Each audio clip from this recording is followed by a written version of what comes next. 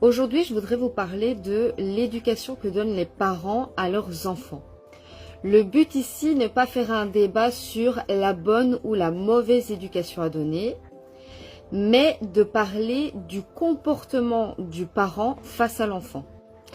Comme vous le savez, j'ai 2 enfants, donc j'ai un grand qui va bientôt avoir 4 ans et une petite d'1 an et demi. J'ai évidemment moi-même été enfant. Et je me suis aperçue que ce que j'ai vécu en tant qu'enfant a déterminé l'adulte que je suis aujourd'hui. Je m'explique. Je ne suis pas là pour dire que j'ai eu une mauvaise éducation, que j'ai manqué de quoi que ce soit, c'est pas du tout le sujet. Mais ma propre expérience et l'expérience de personnes que je connais, avec qui j'en ai discuté, m'ont permis de me rendre compte de certaines choses.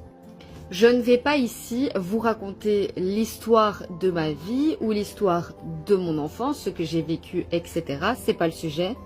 Mais je voudrais vous parler de l'importance de la bienveillance des parents envers les enfants et l'importance de l'amour que les parents vont apporter à leurs enfants. Pourquoi ? Parce que des enfants qui ont manqué d'amour vont faire des adultes qui ont une dépendance affective.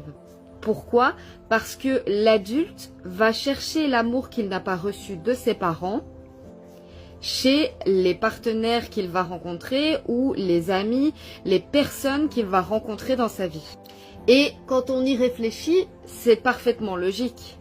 Si on a manqué d'amour étant enfant, sans pouvoir y accéder parce que les enfants ne savent pas aller capter l'amour des parents, eh bien ce sont les adultes qu'ils sont devenus qui vont justement rechercher cet amour dont ils ont manqué. Alors je ne dis pas qu'il faut être totalement laxiste, qu'il faut donner que de l'amour et ne pas donner une éducation stricte. Et je ne dis pas non plus que l'éducation doit être trop stricte. Je veux juste apporter votre attention vraiment sur l'importance du comportement du parent face à l'enfant.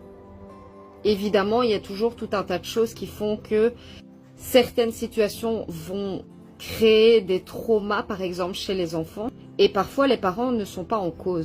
Mais tout ce que nous pouvons apporter de manière consciente à nos enfants est extrêmement important, justement, pour la suite de leur vie.